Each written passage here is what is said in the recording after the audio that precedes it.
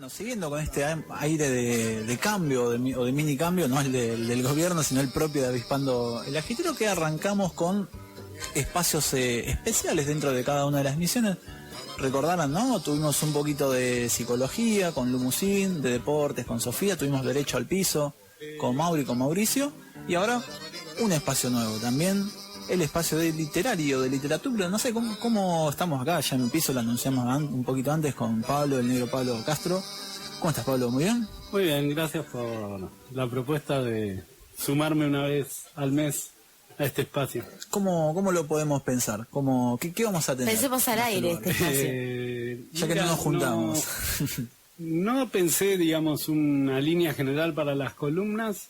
Yo supongo que va a ir saliendo un poco entre lo que ande leyendo y cosas que vayan saliendo. Vamos a ir medio como improvisando, pero yo supongo que algunos puntos en común van a ir saliendo de columna a columna. Perfecto, mate de por medio, semanas de por medio, vamos a ir avanzando. Y para hoy, ¿qué tenemos? Venimos un poquito de aire del Caribe, aires de tierras de García Márquez, puede ser un lugar común, ¿no? Aire caribeño, pero...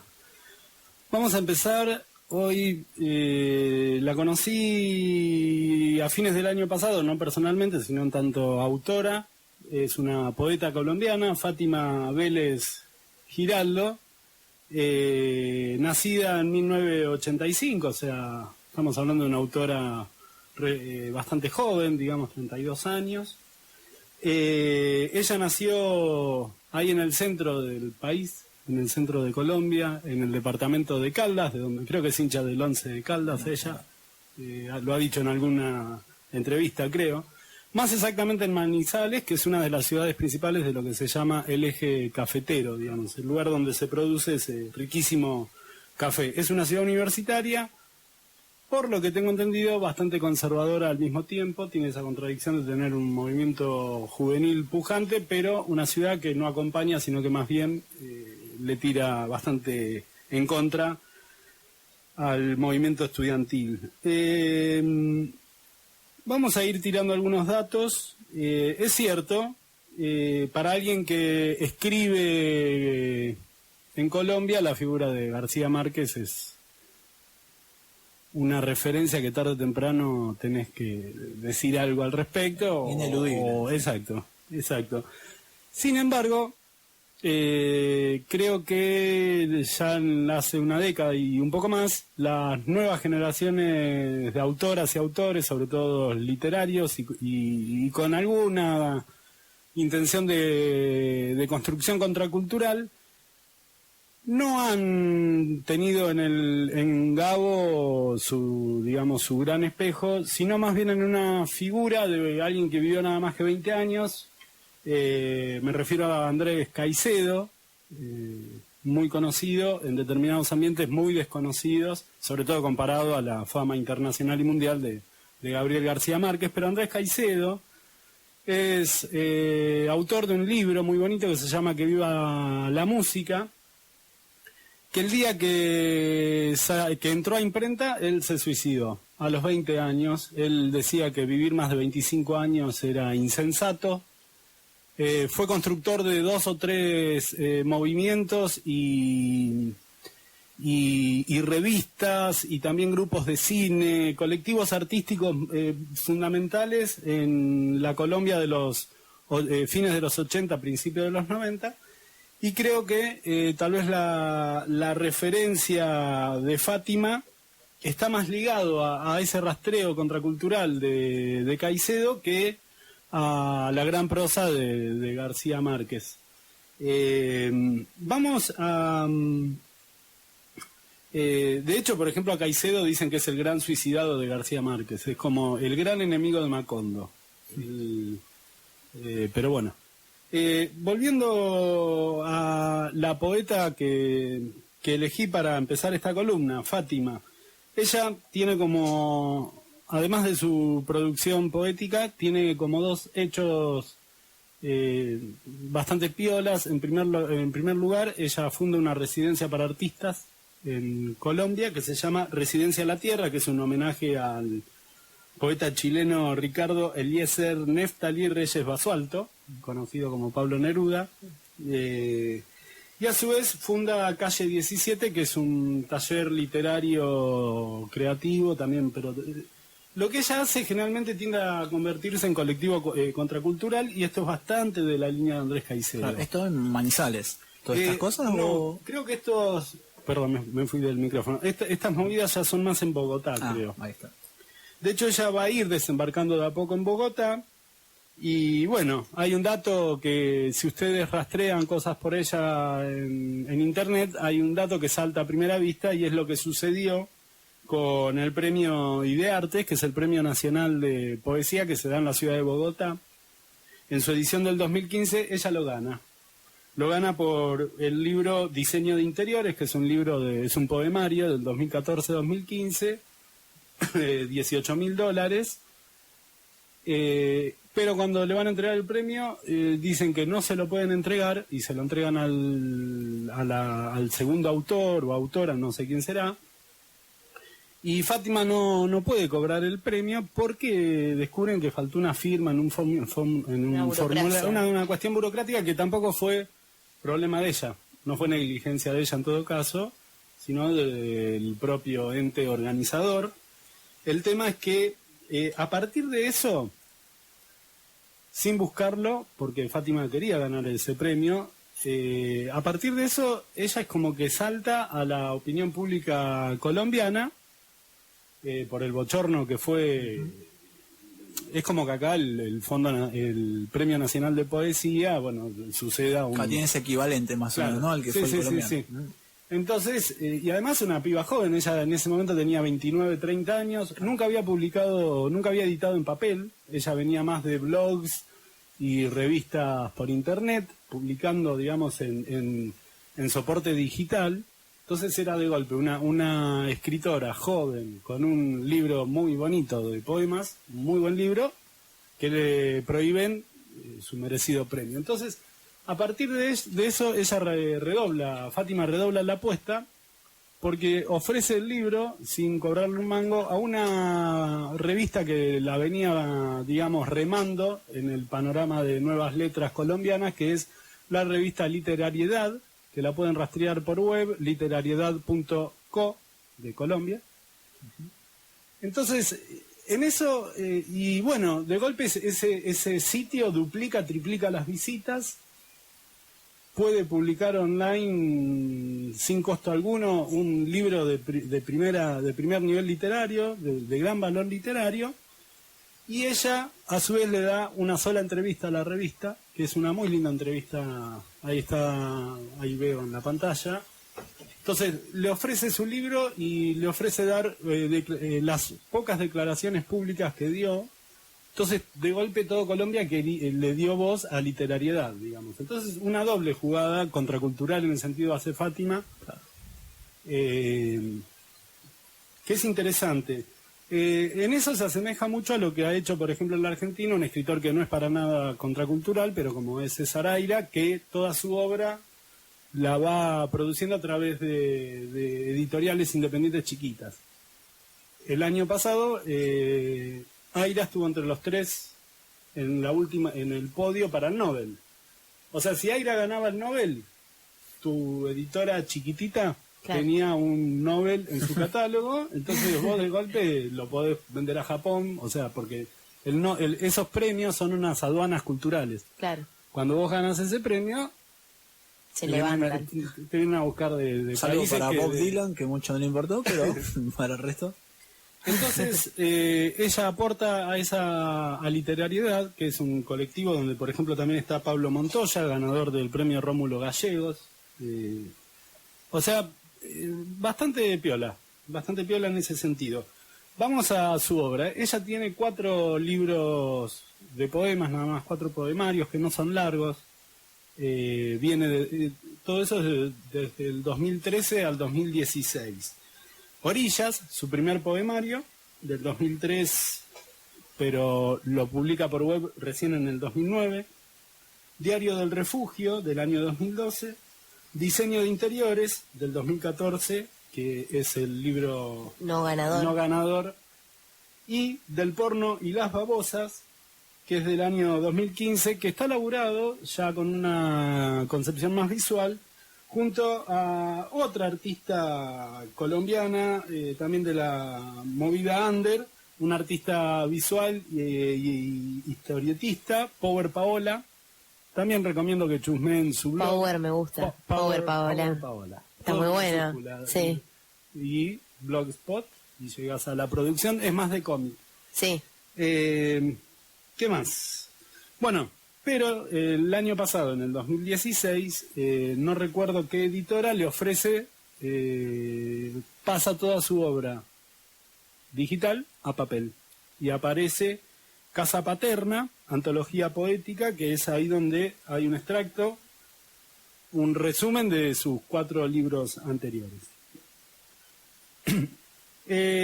Antes de leer 1, 2 o 3 poemas de ella, algunas apreciaciones. Hay un cambio en Fátima desde su primer libro hacia su último libro, sobre todo en la voz poética que ella construye. Ella comienza muy pendeja escribiendo desde un yo mujer femenino, oscura y pesimista, en donde siempre está acechando la muerte hacia su yo femenino, hacia su yo mujer, y siempre hay un él, hombre, nunca nombrado explícitamente, que anda acechando como una amenaza.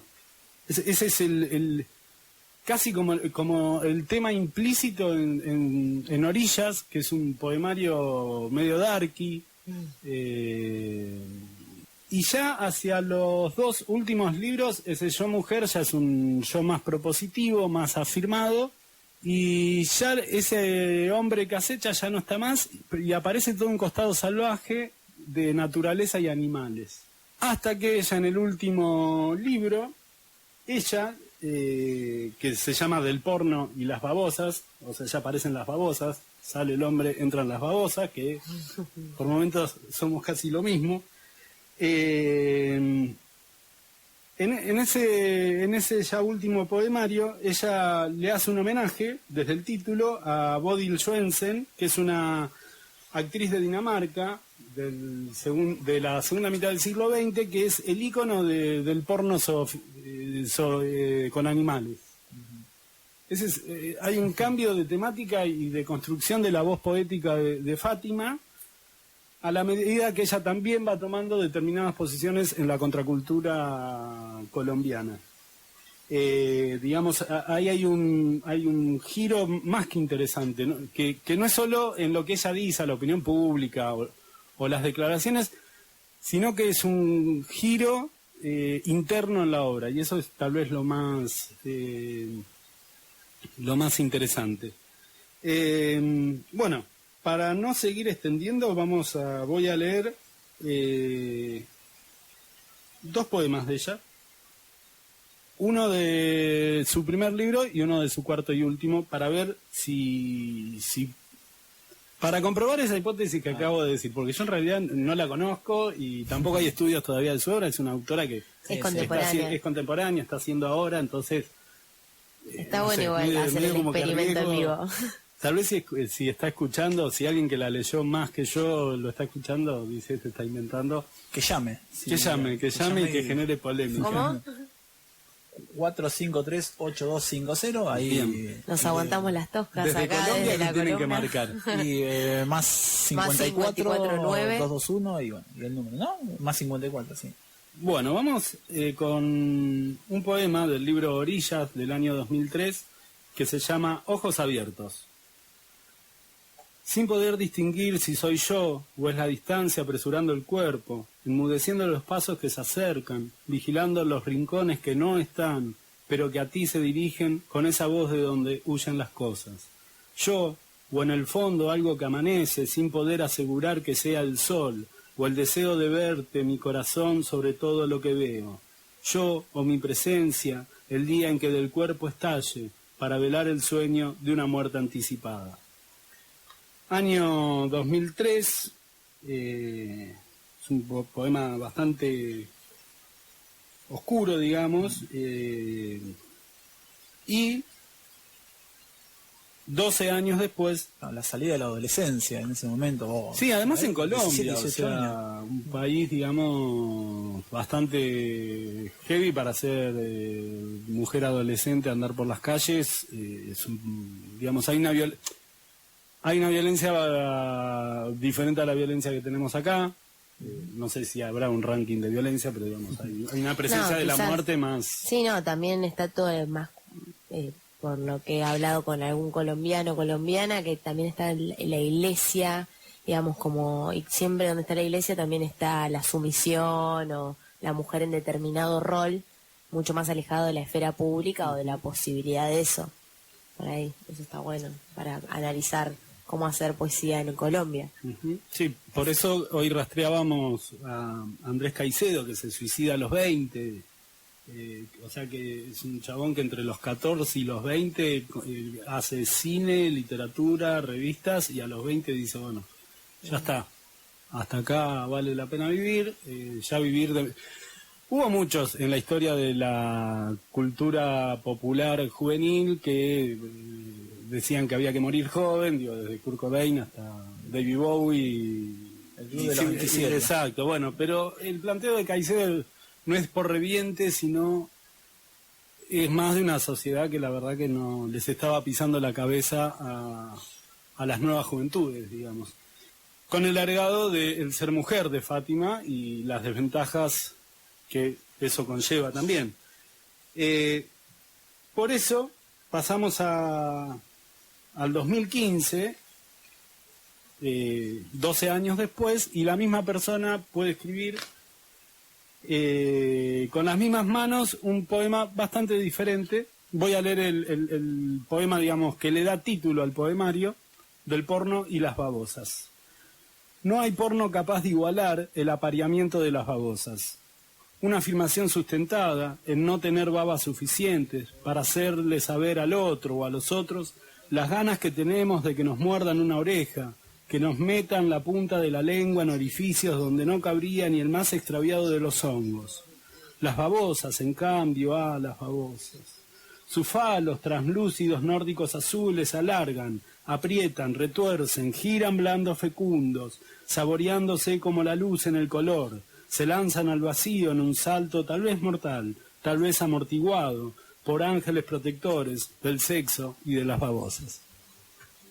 Hay como, si bien la muerte sigue estando, o el salto al vacío sigue estando, y si bien hay una atmósfera más bien oscura, ya no es el yo mujer lo que muere, ya no es el... Y aparece ya una relación entre cuerpos y cuerpo-exterioridad ya más salvaje y sexual. Es un cambio bastante fuerte en la voz poética que va construyendo ella. Bueno, comprobada la hipótesis, podemos decir, ¿o no? Medio chantunamente. Sí, ¿no? La traje como para que funcione. Pero por web pueden buscar la mayoría de sus poemas. Vale la pena de a poco ir rastreándolos y leyendo sus poemas. En líneas generales, algunas impresiones que tengo. ¿Cómo venimos de tiempo? Muy bien. Bueno. Tenemos que ir a la tanda, pero... ¿En cuánto? ¿3 minutos? Sí. Sí, perfecto. A ver, en cuanto a líneas generales, impresiones de la lectura de la poesía de Fátima Vélez. Fátima me parece que a la hora de escribir no intenta ser vanguardista, escribe como se escribe hoy, no hay nada innovador en la manera en que escribe, o sea, sin puntuación, métrica y verso libre y sin rima, sin demasiados juegos del lenguaje. En líneas generales, las imágenes que construyen suelen ser imágenes visuales. Sus poemas lo trabaja en líneas generales con artistas visuales. Hay como un rasgo de época que no la distinguirían del resto de autores y autoras de poesías contemporáneos, pero Tampoco utiliza, por ejemplo, palabras rebuscadas. Claro. No tenés que andar con un diccionario diciendo, ¿qué me quiso decir acá? Pero hay algo que creo que la sitúa en otro plano con respecto a las producciones contemporáneas en poesía, que es no renunciar a intentar nombrar al mundo. O sea, no refugiarse en un yo intimista que habla de lo que le pasa a ella y a su gatito, que hay mucho de esa producción, sino que es un yo íntimo, es un yo verdaderamente íntima, pero que plantea una conexión con el todo que la rodea bastante frontal, digamos. Toda su obra habla de su yo, está construida desde la primera persona, desde el yo, pero, insisto, la temática y el clima que construye no lo vuelve una poesía, digamos, vuelta que se mira a sí misma, sino más bien que tiene una intención de nombrar al mundo que lo rodea. No es con la soberbia de Residencia a la Tierra, digamos, en el sentido de esos grandes poetas canónicos que querían hablar de Dios, del mundo, de la justicia. Tal vez los temas que ella toca son temas, pueden ser más cotidianos, pero no se recluye en lo que le pasa a ella dentro de su casa y su relación con la maceta, etcétera, etcétera, digamos. Es un yo íntimo, pero en fuerte conexión con la realidad social con la que interactúa, digamos. Eso me parece un rasgo distintivo. Leíamos ahí al pasar un dato biográfico respecto a lo que es su concepción y también la experiencia que ella puede desarrollar en cuanto a la cuestión de las parejas no heteronormativas, la cuestión del amor romántico. ¿Cómo encontramos huellas de eso en su obra literaria? ¿Cómo se conjuga? ¿Y qué es esto? Hay mucho, ella, no recuerdo ahora el nombre del poema, pero hay cuando ella es madre de 2 mellizos y hay un par de poemas, creo que es en su libro Diario del Refugio, creo, en donde aparece un poco la maternidad como tema. Después, eso en cuanto a la obra. Después sí hay un dato que salta siempre cuando rastreadas sobre su biografía, y es ella ha optado por una crianza colectiva, vive con su pareja y con otra pareja de amigos, y bueno, los mellizos son como hijos de las 4 personas, y ella se ha postulado siempre por la no construcción de parejas heteronormativas, digamos, piola, en ese sentido. Buenísimo. ¿Podemos pasar el tema que nos recomendaba Pablo para el próximo bloque? Vamos a la tanda y arrancamos, ¿te parece? Sí. Si querés te puedes quedar y lo puedes presentar después cuando volvamos. Es como ni me queda límite. ¿O lo mandamos ahora? Ah, bueno, sí. Bueno, a ver, dale, es el un tema clásico. Es una composición folclórica colombiana clásica de Hugo Blanco.